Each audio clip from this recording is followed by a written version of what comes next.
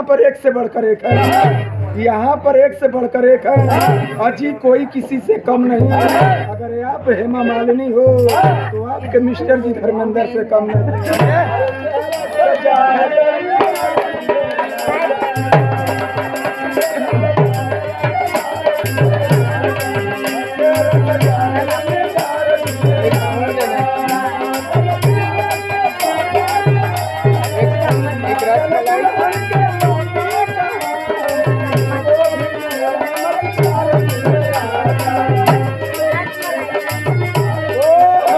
कहना कि नजरें झुकी तो पैमाने बने, नजरें झुकी तो पैमाने बने, ये दिल टूटा तो मैं खाने बने। और आप में जरूर कोई खास बात रही होगी, इसलिए तो आपके मिस्टर जी आपके दीवाना बने।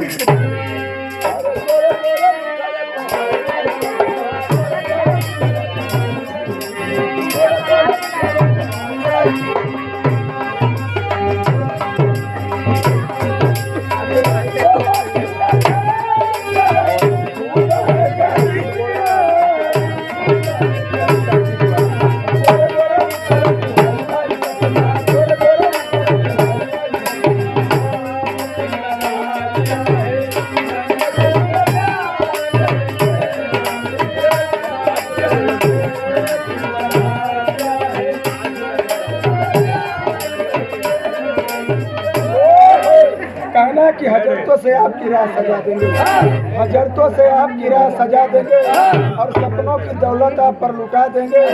इस वक्त मेरे दामन में फूल नहीं है, हमारे घर आएंगे तो हम फूल के भी बिछा देंगे।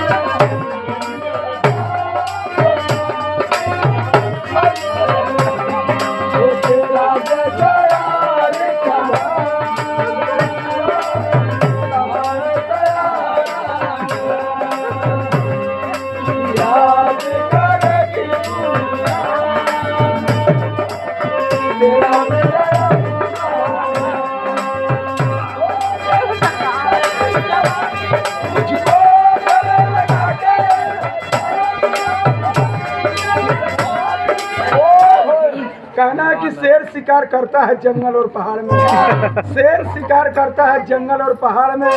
हमारे साहब जी शिकार करते हैं सिर्फ पर्दे के आड़ में। जंगल और पहाड़ में हमारे साहब जी शिकार करते हैं सिर्फ पर्दे के आड़ में। इनका कहना है कि दुनिया रहे या जाए चूल्हे भाड़ में, ये साहब जी तो रहते सिर्फ अपने ही जुगाड़ में।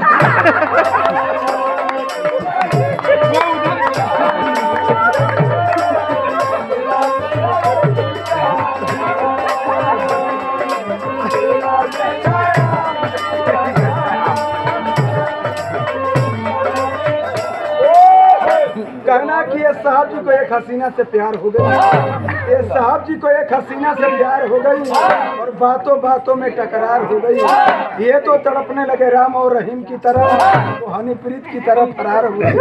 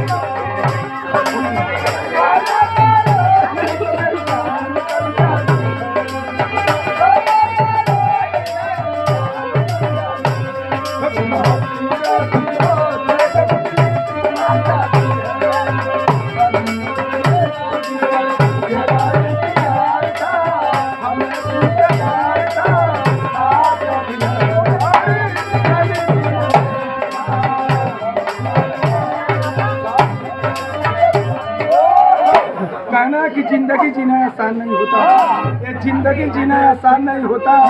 बिना संघर्ष के कोई महान नहीं होता। और जब तक पड़े ना हथकड़े की चोट तब तक हर पत्थर भगवान नहीं होता।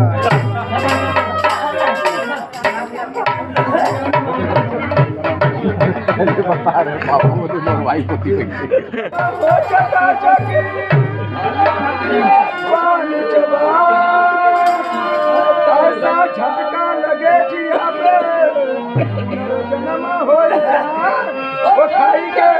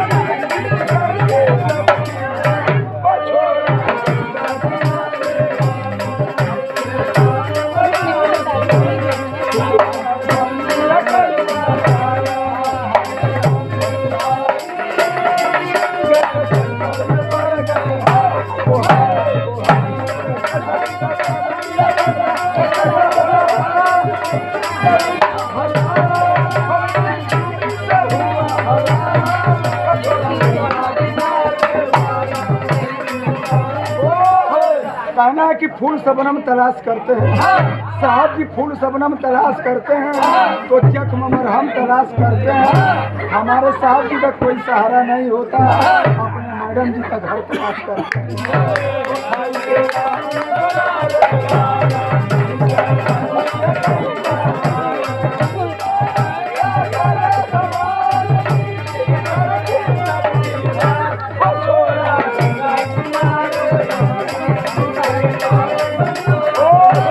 कहना कि एक किसान खुश होता है फसलों की लंबी लंबी बारी देता है, और एक कलाकार खुश होता है इस महफिल की बजती हुई ताली देता है।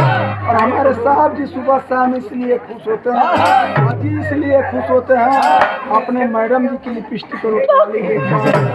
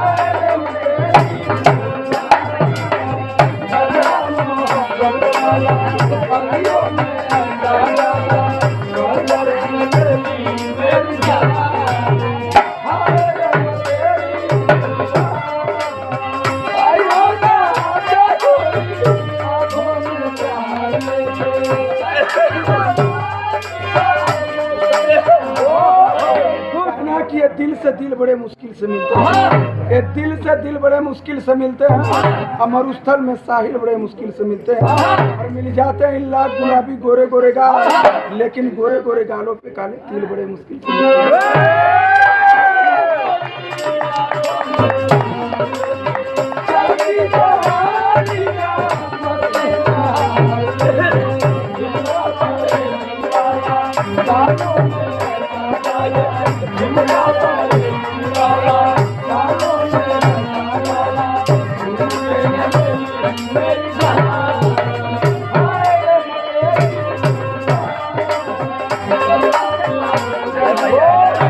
कहना कि आप अपने मिस्टर जी को सलाम प्रणाम नमस्ते बंदगी बना के रखते हैं, आप अपने मिस्टर जी को सलाम प्रणाम नमस्ते बंदगी बना के रखते हैं। और हमें तो आकाशवाणी से यही पता चला कि आप उनको घर में गुलाम बना के रखते हैं।